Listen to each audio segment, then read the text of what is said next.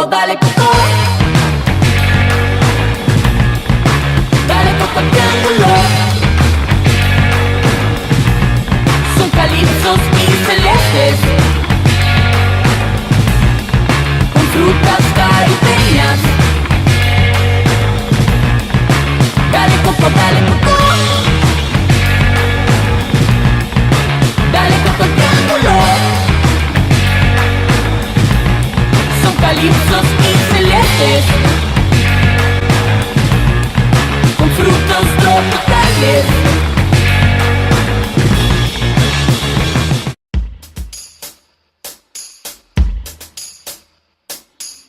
So I'll talk a little bit about the conjunto, the presentation that the psychologist and social worker gave us. I thought that was really cool because they're using a model that I have have experience with, but haven't seen really used much in the U.S.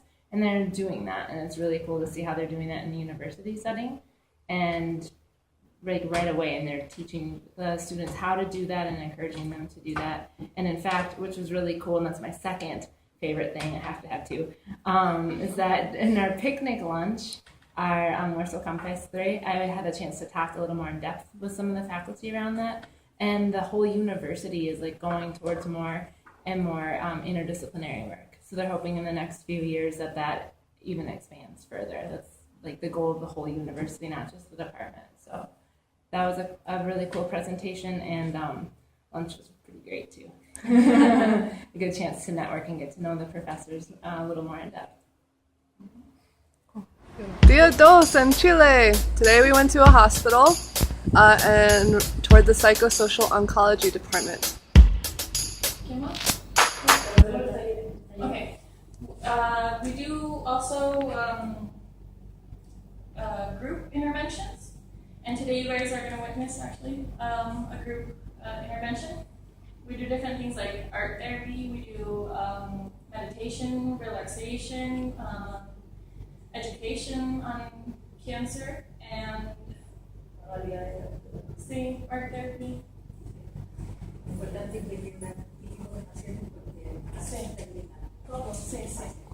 In the group therapy that we have today, there's all different sorts of patients. We also treat patients that are grieving, if they have lost a significant other.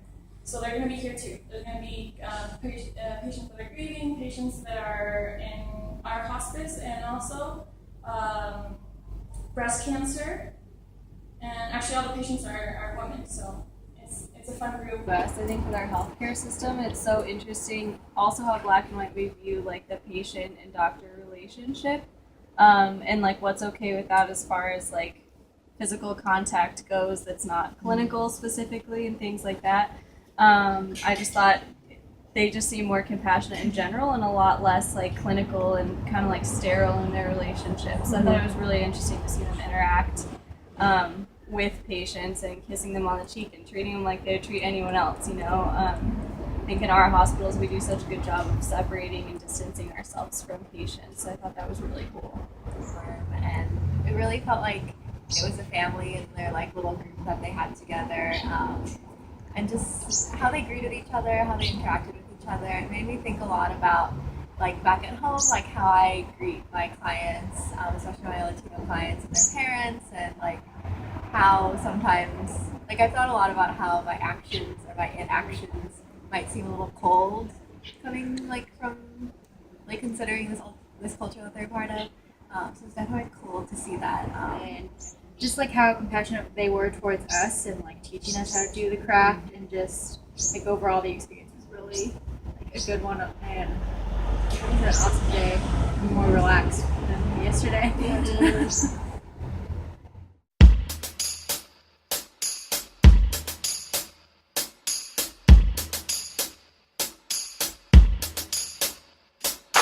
So it was really cool to how they talked about systemically how they make things work to really benefit the people that they serve. So they talked about how from the government, they have government programs that they implement, but then they also ask people what it is that they need and want, and it's also from the bottom up.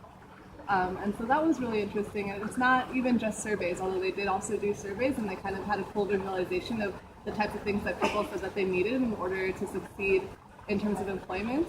But they also had like breakfast and like coffee time that they hosted, where they really tried to get the community involved in terms of figuring out what it is that would best support them.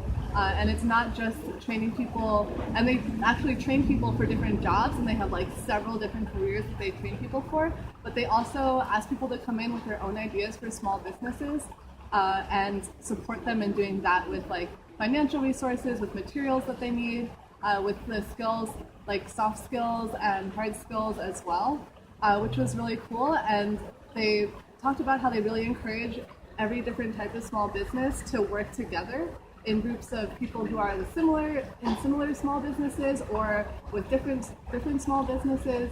And there's not really this sense of competition so much. It's more about figuring out what does everyone else do so that I can, and then like helping people figure out how to make their own product more original so that everyone in the community can succeed. So there's not the same sense of competition that there is in the US, which I thought was really, really cool. And then just the way that all these different moving parts work together, and how welcoming not only the people who worked there were, but also the women who were like sewing in a group, and they each had their own projects, and they were all so excited to talk to us about it. And then the girls who were training to be bank tellers, and they were all like super enthusiastic about talking to us too. So it's also just nice to feel like they really want to share this with us. So it's exciting.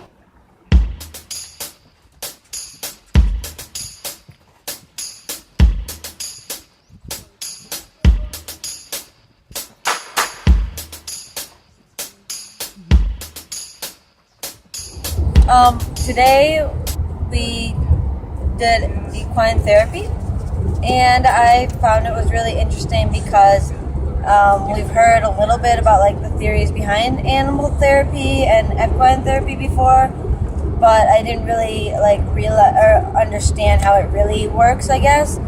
And like mostly I just heard like people find it easier to connect with animals when they've been traumatized by other humans, but I didn't really like understand anything more. So it was really cool to kind of hear kind of how it works from this woman who considers herself an expert and learn a little more. Yep. Today, one thing that we learned through a lot of experiential exercises was about boundaries. So I think what she was really trying to get at with us is that boundaries are helpful for us because we have to take care of ourselves first. But what I hadn't thought about before was that boundaries are also helpful for the other people.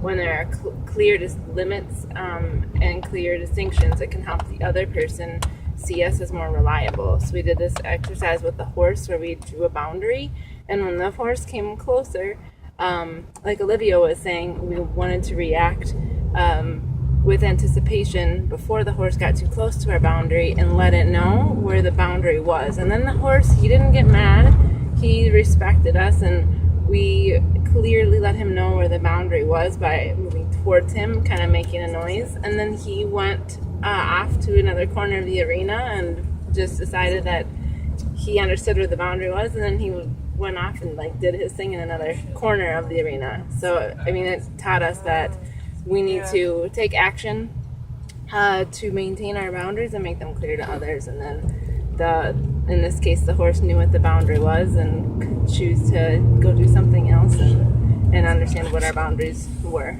So it was an interesting exercise today in boundaries. I think the thing that stuck with me the most was just the idea that as humans, we get kind of stuck in our thoughts a lot and kind of can get stuck on this negative cycle about thinking about things that could happen without really looking to our environment to see whether or not there's something going on that we need to be worried about. So, anxiety is a great example of that. So I think that what the horses taught me today was that, before we get stuck in that cycle, we should really look to our environment to see whether or not there's really something to be worried about.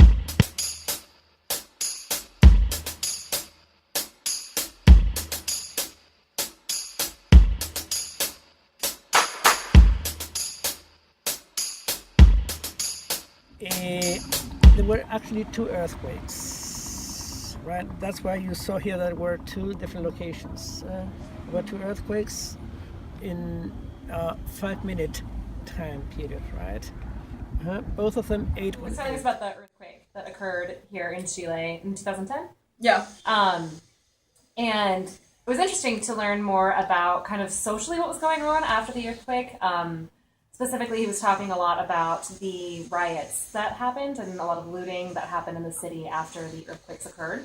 And he kind of hinted at, what psychology, what's going on for these individuals that is what happened, kind of this group dynamic that occurred where everyone kind of in a state of chaos and crisis and panic resulted in looting and burning buildings and things like that. And on Monday and Tuesday, we'll be working with the university around trauma, and so I hope we get to kind of follow up a little bit more on the psychology of what was going on. And I also thought it was interesting, part of the problem was that the government did not want to respond with bringing the military in because of Chile's history with being ruled by a dictatorship. So the hesitancy around bringing it in, when that was something that was probably needed to help kind of maintain order. And we talked a little bit more about like a case that was really interesting, again, to kind of get different views from different people. And somebody came in and talked, I don't remember what her name was now, but talked about kind of forensics again. And again, it was just, I think we were all struck by the fact that most of the forensic psychology work that goes on is family court cases. And there's very little devoted to like actual like defendants, there's like very little criminal justice type psychology stuff going on. And I just kind of wonder, because I feel like a lot of the forensic work in the United States is around like criminal law. So like what the kind of cultural difference is there that is behind that. It'd be interesting to learn a little more about it, but yeah.